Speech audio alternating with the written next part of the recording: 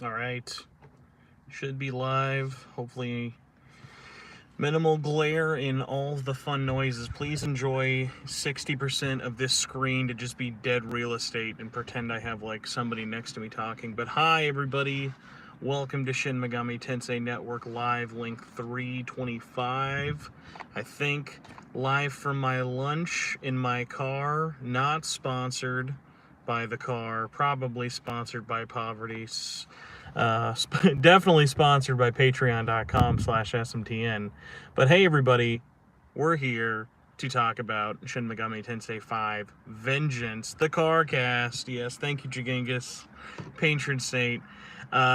So probably going to talk for about half an hour or so here. Timing is awful on my end.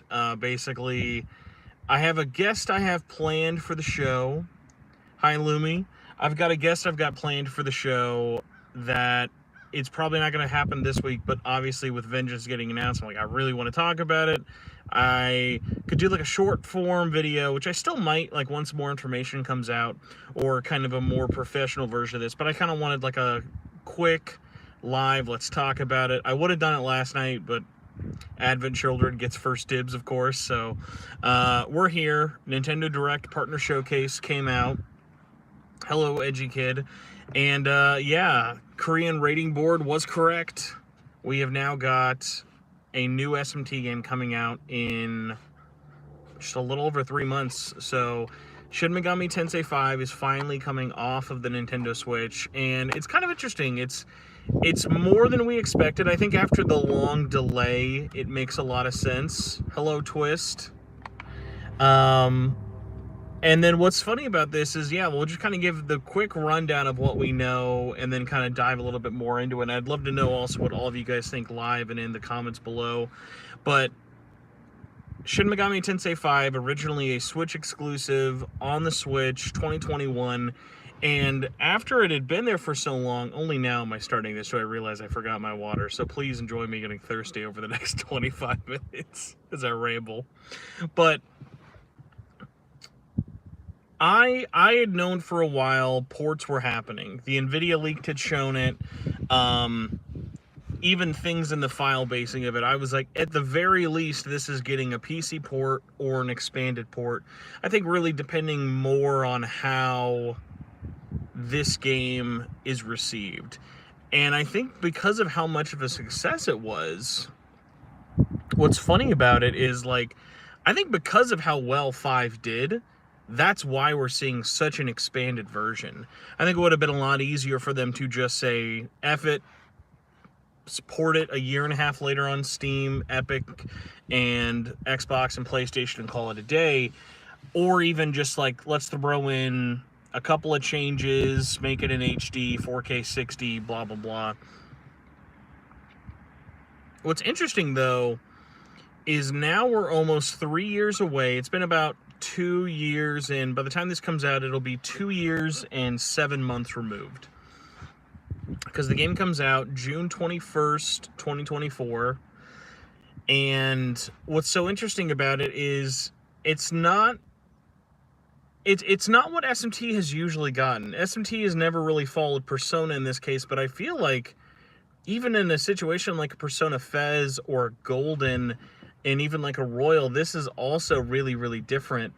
So instead of being like a new chapter with Maniacs, Vengeance is basically 2 playthroughs.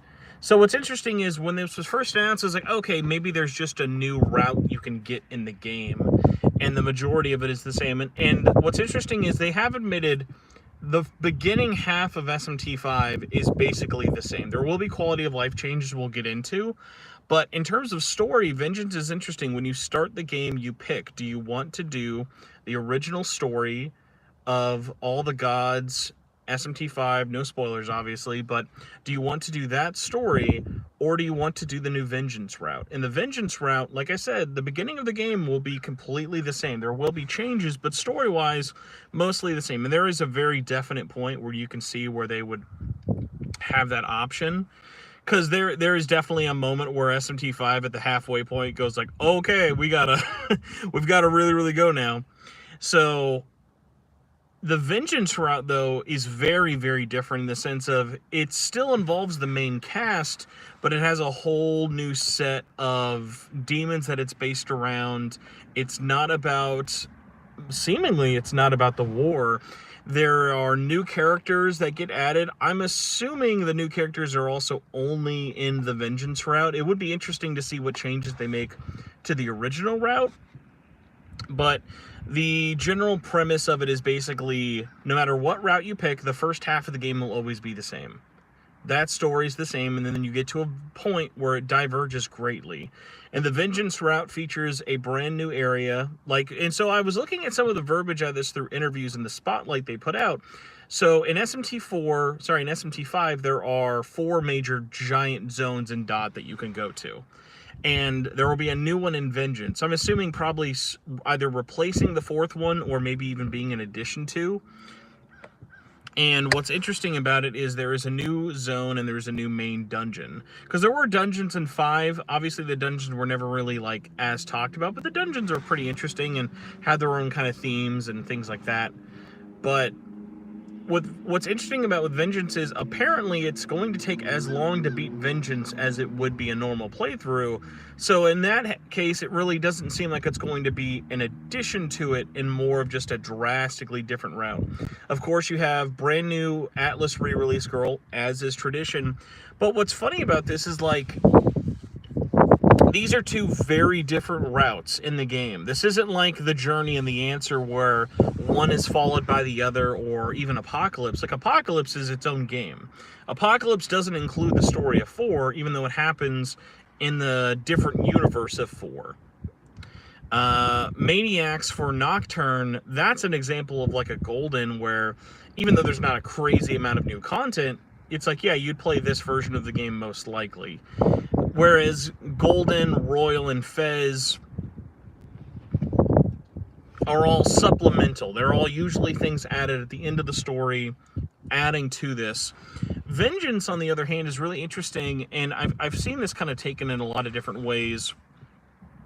That the team was talking about how there were so many ideas and so many things they wanted to talk about with SMT5 and the story and the themes, that they just weren't able to implement everything that they wanted to, which every video game's like that. There are so many video games that it's yeah, of course there are themes and story, but I think 5 is a really big example of there's a lot of characters that just straight up get kind of fallen off. If you're not really going out of your way to follow up every little nook and cranny, or even other cases of yeah, these characters just don't get as much screen time as other ones, there's a lot of places where that story could have been more fleshed out.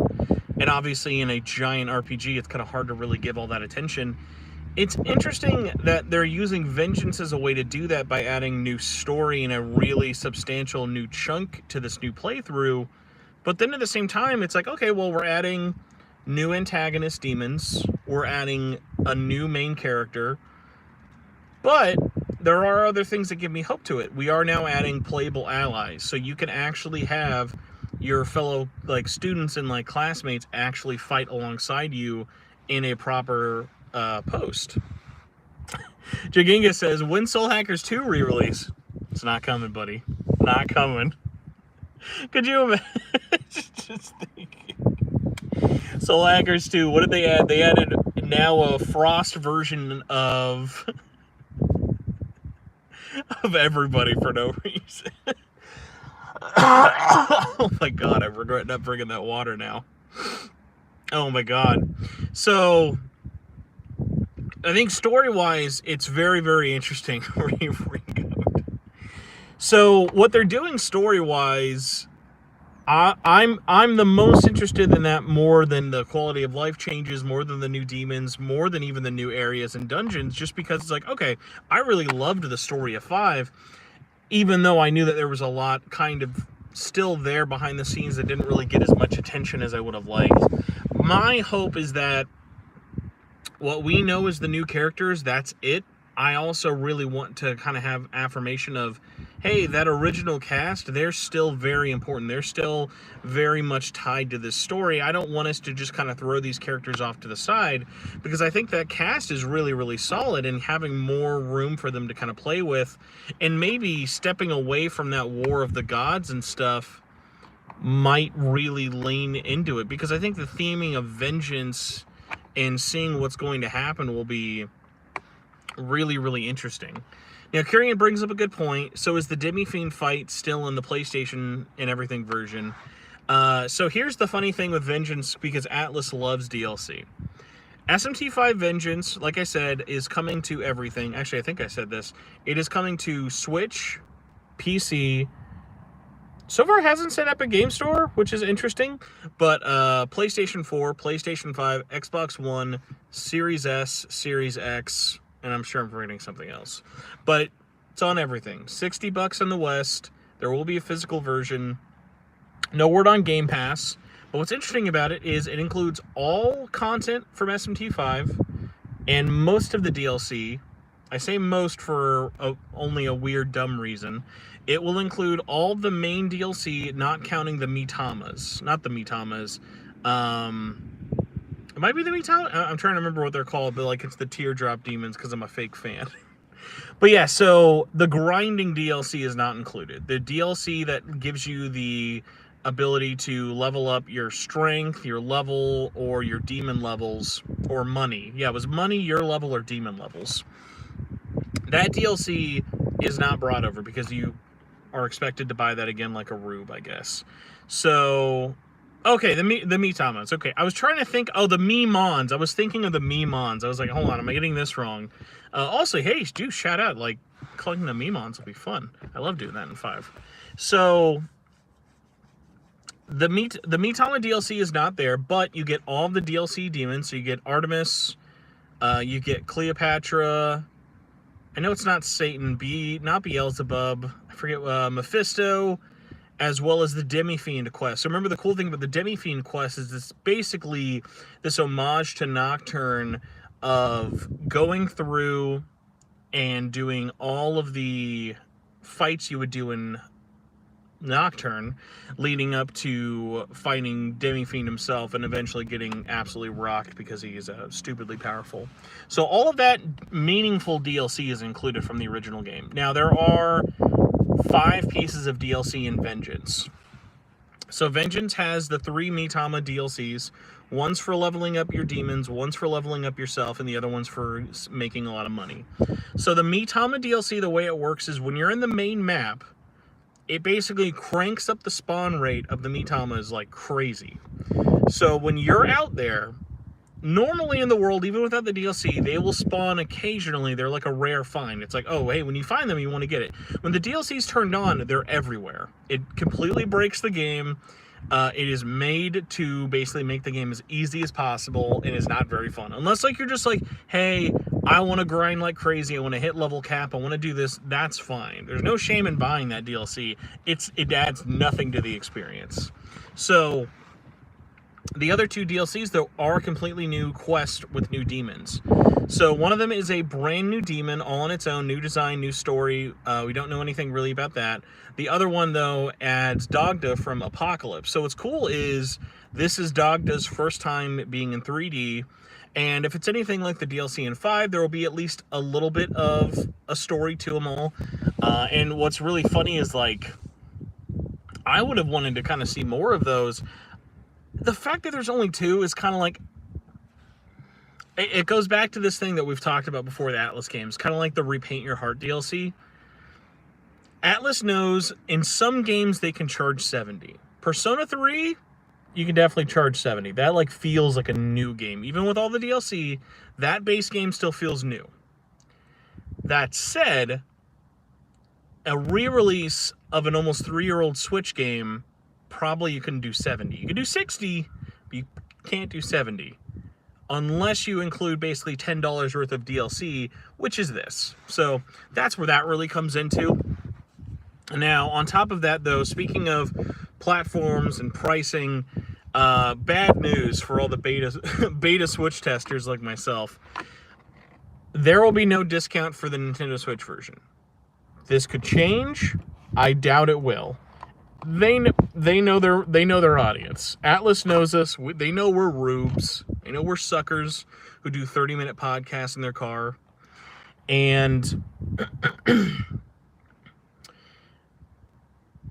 would it be nice if there was like a $30 discount? Because like it's like, how do you really price out what Vengeance should be to someone who already bought that game on Switch? Realistically, they don't care. They know we're gonna buy it. I would say the only, like, for my cases, I think justifiably for a re-release, I think this actually has really gone above and beyond my expectations from everything we've seen. I think 60 is totally fine for the base game. In fact, like, if there is a collector's edition, obviously I'm gonna want to get it, but I'm not offended by the price. There was an interesting topic that's been going around about, are these re-releases decentivizing you from wanting to buy this at launch? And I kind of want to talk about that more next week, so I might try and turn that into its own topic and get a guest on for it. But I think if you've never played this game and just want to play it on a new platform, fuck yeah, $60 for a better even if it had nothing new, $60 is still a total steal for this game. SMT5 is great. Please check out my review. Now, that being said, for the Nintendo Switch, I would say, obviously, if you're a hardcore fan, you're going to buy it either way. It doesn't really matter. If you're someone who's bought it recently, that is kind of a weird case of, like, I've had people ask, like, hey, I bought the game, like, a couple months ago. I'm a little bit into it. Should I keep playing? And I'd be like, honestly, unless you're, like, really close to beating it, I'd say just wait for Vengeance. Just play Vengeance. There will be the nice quality of life changes of, they've added new battle mechanics, new attacks, over 40 new demons. There's over 270 demons in the whole game now. It's absolutely crazy how much content's in the game. So I would say go for it in terms of checking it out. My thing with it is just, from now until June, yeah, like, SMT5 better go on super duper clearance mode, because why would you play the original unless you're someone like me who wants to have that original base version kind of there? Like, for all expanded reasons, it's like, yeah, Vengeance will be the default new way to play this. So I think it's an interesting thing that this was revealed at the Nintendo Partner Direct. I think in the sense of, it was a Switch exclusive, it does make sense to reveal it there. This release is not really for the Switch. Yes, it's still on the Switch. Yes, I can't wait to see how it runs on the Switch compared to every other system. But it'll be cool for seeing all those people playing it on PlayStation, all those people playing it on PC, seeing all the new localization things they're going to be adding. I saw that they're adding Brazilian Portuguese. That's really, really cool. And so I think price-wise, it completely justifies itself for 60 on all those new platforms. You have to just ask yourself, though, if I'm getting this on Switch, am I getting it there because I want to play it portably? Because you know this is going to run really well on a Steam Deck. I can't imagine it wouldn't run well. So that's the tough part. I think if you're a Switch-only fan, there is a bit of a sting to it. Whereas someone like me, I've been dying to play this on my PS5 since 2021. So I think it's a really, really exciting opportunity that I can't wait for. But let me know what you guys think about where to play it. Like, where are you planning on picking it up? Do you think that's, like, a fair deal? On top of that, though, a couple other interesting little highlights. We got to talk about the Nahohino. There is now an official Nahobino Jack Frost variant, who is just the cutest thing you've ever seen. It's fantastic. There's grind rails throughout, I assume, the new level, unless maybe they've made faster travel options. There's already a ton of, like, the ley line stations in SMT5. It's very easy. It's very, very easy to, like, get around the map. So, like, I can't imagine the maps need new, faster ways to travel unless the maps are expanded. Which, I mean, hey, an easy thing to add to it, I feel like would be, what was it? I think there was like 100 or 200 Memon. Add like another 100. Add a whole bunch. Like, just make a bunch more hiding all over the place. Add a couple other sections. Mess around with the layout of where enemies are, add some more extra difficulties. Remember, SMT5 was like a pretty hard game. It wasn't like the hardest game ever, but I thought the balancing on 5 was really, really well done. Other things, though, that I'm excited to kind of hear more about. Excited to kind of see where they go with promoting this. They're now coming off of Reload. They're kind of like doing some marketing for Unicorn Overlord. I'll probably talk about that more in its own video. The demo for it just came out today on everything. It was only on Switch yesterday, but now the demo's on everything. I want to check out the demo. I'm a really, really big Vanillaware fan, but my gut just tells me that like this thing's going to be absolutely steamrolled by everything else coming out. Cough, cough, Final Fantasy. But I think June's a pretty good day. Coming out the same day as Elden Ring DLC doesn't help, but I think the fact that, I don't know though, it's never a good time to release the same week as Elden Ring anything, so that's a tough one. I would assume that's not going to completely hurt its sales, but I think marketing and leading up and seeing what other stuff is going on to it will say a lot too. Let's see though, what else? Yeah, I'm sure a lot of people are going to want to play the Elden Ring DLC.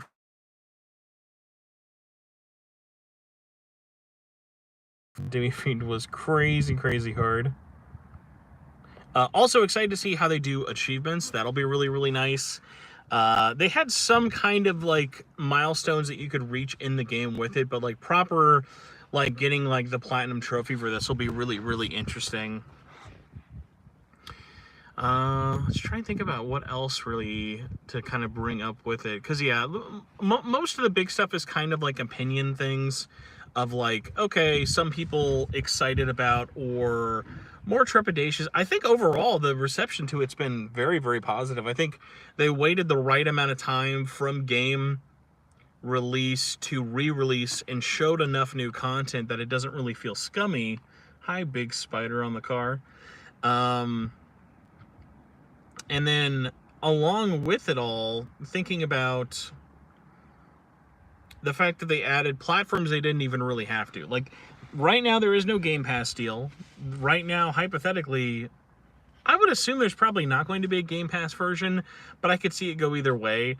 I think Game Pass would definitely help. I think it is cool, though, when you think about the fact that SMT5 is the first worldwide SMT release on Xbox. Like, proper, actual SMT. And then what's funny about it, too, is, like, Soul Hackers had a release. Soul Hackers is an interesting example of, like, Soul Hackers was an Atlas game that released on just about everything. Sorry, Switch. But then what was weird about it was the fact that it wasn't on Game Pass until, like, I think a year after. Now, Soul Hackers actually just left Game Pass this week. I don't think being on Game Pass a year after release really helped it that much. But I do think, looking back on it, it would have helped it a little bit having it there to begin with. So I hope SMT5 launches on Game Pass, but I'm also at the same time, I'm going to be there and I'm going to support that of, I'm going to pick up an Xbox copy eventually. Japan physically has confirmed there will be one on Switch, PlayStation 4, and PlayStation 5. I think Atlas, they're putting up their pre-orders next week for physical copies. I wouldn't be shocked if they drop PS4 for this.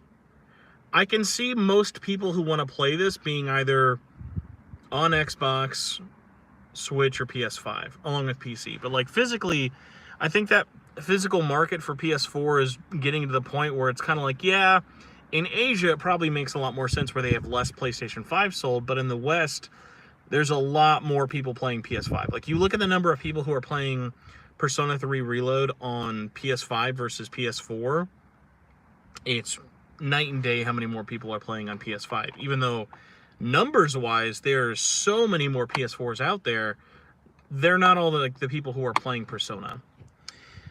Another thing I wanted to bring up, Atlas's release calendar. Atlas is releasing, along with Unicorn, but again, that's Vanillaware, so I don't really count it. We've got P3R, and we've now got 3 months after that. Actually, yeah, it's like basically 3 months. SMT5 Vengeance. I feel Still really confident Metaphor's not coming out this year. I'd love to be wrong. Give me more 100+ hour RPGs to drown in for the rest of my life. I feel like with these games already, why rush it? I feel like they still haven't shown enough of the game for me to be like, so here at this point, unless either at whatever this year's E3 is or TGS, unless one of those has a blow the wheels off of the game, show it off, like they've already shown a lot, but every time I see it, I go, yeah, that looks like a game that needs more time in the oven. And even though this game's been in the oven a really, really long time, why rush it out this year? Even if it's an early 2025 game, like why rush any part of that? It's been so long. There have been so many things leading into it. I think overall it would be better just to have more time in the oven for a new IP and let these re-releases really kind of like push things along. I know most people are like, no, it's coming. I really, really want it. But like, I mean, yeah, J. Arthur even brings up a great point. I still feel like Metaphor could also do, like, you're already releasing on basically everything but the Switch at this point. Hey, you know, it'd be pretty cool being a launch game on Switch, even if it's not exclusive. Like, just having another game on the Switch too would be really, really cool. And we know that that's most likely not coming this year. I'd say just wait. Give this game the opportunity to be on as much and as many places as possible, and it will be extremely, extremely beneficial. I've got to start wrapping up. I've got to start making my way back. We've done like 26 minutes or so. I appreciate you guys all for popping in and listening to me ramble into the phone here for a little bit. Man, I regret not bringing that water. My throat is really dry. This will go up on audio feed, so if you missed anything, whatever, full regular episode next week. This week was just all over the place with scheduling and other stuff, so I apologize about how bad this probably was. Hopefully you guys enjoyed it a little bit, though. Let me know what you thought of the weird car format, if I should try reviewing food and all that awful stuff. But if you enjoy the show, don't forget to check out patreon.com/SMTN. Big shout out to all the executive producers who I will include in text form, because I definitely do not have the ability to look that up right now and then also not die. But all the SMTN patrons, big shout out as always for it. Most likely, I was trying to think of how I wanted to space this out. I think we're gonna have a giveaway at next week before the end of the month. That'll probably go on for like a week. That'll be just patrons. So if you want to get into the giveaway, it'll be either a bundle of things or maybe just like one or two, and then we'll space them out so multiple people can win like single items. We'll see. But Patreon's best way to support the show. My goal, hold me to this, internet, March, I will set up the membership thing on YouTube. I don't know why I don't do it. It's always there. It's like I have approval for it. I know some people enjoy doing that over Patreon. I need to just do that. So please hold me against that. You can also hold things against me on the Facebook group, the Twitter, the Discord, and if you're already on YouTube and not subscribed, please consider subscribing. Really, really, really does help. But enjoy playing your games. I've got to go back to work, and then I've got to go back to playing P3R. Still working on that review. Man, Final Fantasy VII Rebirth is just sitting there mean mugging me, and I will not let it win. Hopefully. This is the guy who still has to work another like 3 days straight in a row. But everyone, thank you so much for watching. Really appreciated you all being here. I will see you all next week for a regular show, and probably will not be in my car. But never say never. Goodbye, everybody.